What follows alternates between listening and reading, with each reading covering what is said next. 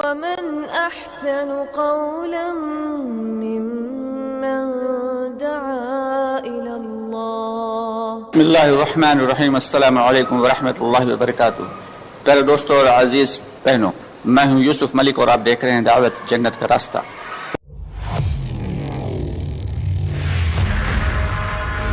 لیکن ہمیں ایمان لانا ان پہ شرط ہے. فرشتوں کو ہم نے نہیں دیکھا لیکن فرشتوں پر بھی ایمان لانا شرط ہے. یہ ساری کی ساری چیزیں وہ ہیں جو ہماری نگاہوں کے سامنے نہیں، رسول اللہ صلی اللہ علیہ وسلم نے جو فرما دیا، آپ کے فرمان کے مطابق ایمان کا لانا، ان چیزوں پر یقین رکھنا، یہ سب کی ذمہ داری.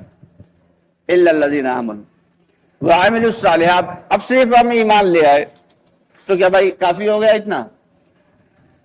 اتنا کافی نہیں ہے، بلکہ ساتھ ہی ساتھ اعمال صالحہ کا کرنا یہ بھی ضروری ہے. اعمال صالحہ کیا ہے کہ جیسے ہی ایمان لائے سب سے پہلے نماز فرض ہو گئی، روزہ فرض ہو گیا، مال ہے تو حج فرض ہو گیا، مال ہے تو زکوٰۃ فرض ہو گئی. یہ تمام کاموں کے یہ تو فرائض ہیں. اس کے علاوہ جھوٹ نہیں بول سکتے، غیبت نہیں کر سکتے. غیبت تو ایک عجیب قسم کا گناہ. غیبت کیسا گناہ ہے کہ ایک آدمی نے کوئی گناہ کیا اور اس نے اللہ رب العالمین سے توبہ کر لی کہ اللہ ہم سے نماز چھوٹ گئی، یا ابھی ہم سے پچھلے سال بھر کی نمازیں چھوٹ گئی تو ہمیں معاف کر دے. اور پڑھنے لگا، دھیرے دھیرے کر کے ارادہ کرنے لگا، پچھلی نمازوں کو پورا کرنے لگا اور سچے دل سے توبہ کر لی کہ اب انشاءاللہ نماز نہیں چھوڑیں گے، اللہ اسے معاف کر دیں. حالانکہ نماز محتم شان عمل ہے. ایمان کے بعد جو سب سے اونچا عمل ہے کیا ہے؟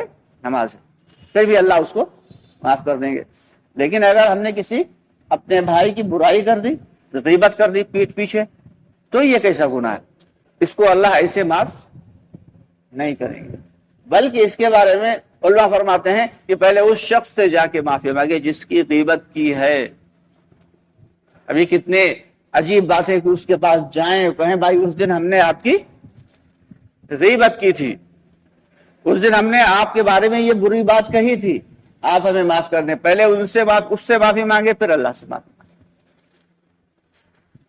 تو اس لیے آج امت جو ہے، امت کے ساتھ اللہ کی امداد کیوں نہیں؟ امت کے ساتھ اللہ کی مدد کیوں نہیں؟ کیونکہ ہم گناہوں کے دلدل میں پھنسے ہوئے. دنیا میں کوئی شخص، کوئی امت اتنا، کوئی بھی قوم اتنا پریشان نہیں جتنا کہ مسلمان پریشان.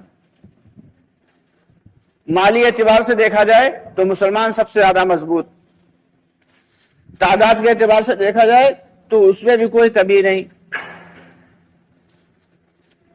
اور اگر تعلیم کے اعتبار سے دیکھا جائے تو اس میں بھی کوئی کمی نہیں. حالانکہ کم ہے لیکن اتنے زیادہ کم نہیں ہے کہ اس کی وجہ سے دنیا میں ذلیل و رسوا سمجھے جائے. لیکن اس کے باوجود ذرا غور کریں کہ دنیا میں اگر سب سے زیادہ ذلیل اور رسوا کوئی قوم ہے تو کون ہے؟ مسلمان. اس کی وجہ کیا ہے؟ کہ وہ حقیقی روح ہمارے دلوں سے نکل گئی، وہ اعمال صالحہ ہمارے دلوں سے، ہماری زندگیوں سے نکل گئے. حقیقی روح کیا تھی؟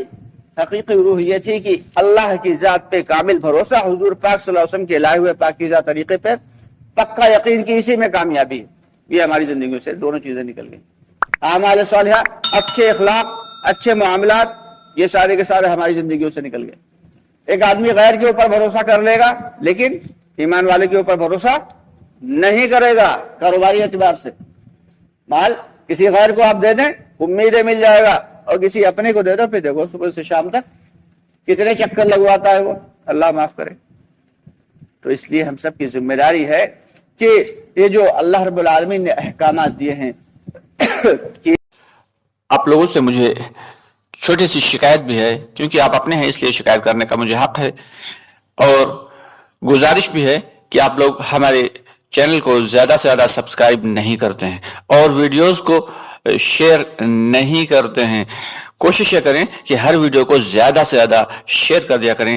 اگر شیئر کرنا نہیں آتا تو کسی بھائی سے، اپنے کسی جاننے والے بھائی سے سیکھیں کہ ویڈیو کا لنک کیسے شیئر کیا جاتا ہے، تاکہ زیادہ سے زیادہ بھائیوں تک ہماری ویڈیوز پہنچیں.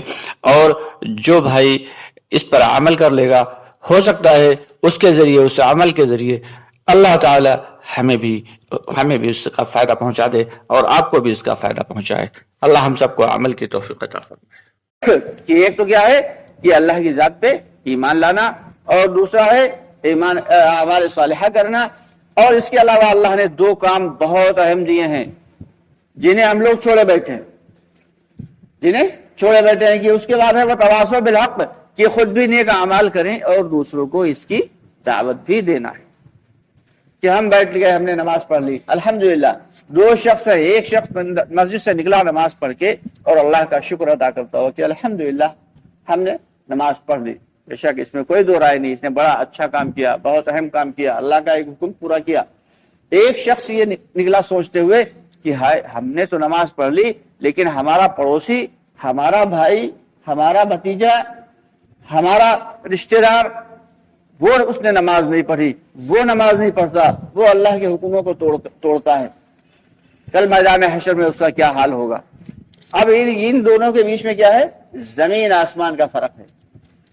صرف نیت کے اعتبار سے یہ شکر ادا کرتا ہوا جا رہا ہے اور وہ فکر کرتا ہوا جا رہا ہے، زمین آسمان کا فرق۔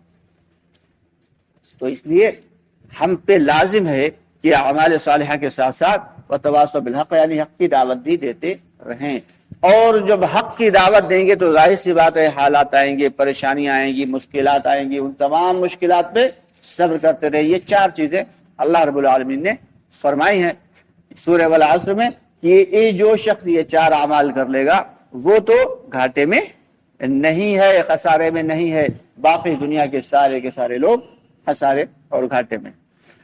اب آتے ہیں حضرت مولانا صاحب کیا فرماتے ہیں اسی سورہ کے بارے میں۔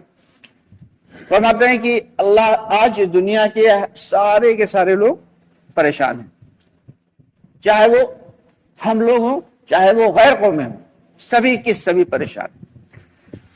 مسلمان اس لیے پریشان ہے کہ ہم نے اس سورے پہ عمل نہیں کیا۔ فرماتے ہیں کہ دیندار جو ہے وہ دین کی لائن سے چلتے ہوئے پریشان ہے، دنیا دار جو ہے وہ دنیا داری کی لائن پہ چلتے ہوئے پریشان ہے، کیونکہ ہم نے اس سورے پہ عمل نہیں کیا، اور جس نے عمل کیا تو اس نے دو پہ عمل کیا، دو کو چھوڑ رکھا ہے۔ اہم فریضے کیا تھے کہ ایمان کا لانا اور دوسرا تھا اعمال صالحہ کا کرنا۔ تو بہت سارے لوگ ہیں جو یہ دو کام تو کر رہے ہیں، لیکن دعوت کی محنت سے ہٹ جانے کی وجہ سے امت مسلمہ میں جو عمومی دعوت تھی، جو حضور پاک صلی اللہ علیہ وسلم کے زمانے سے لے کے اور شاید ہارون رشید کے زمانے تک وہ دعوت تقریباً چلی ہے، عمومی دعوت۔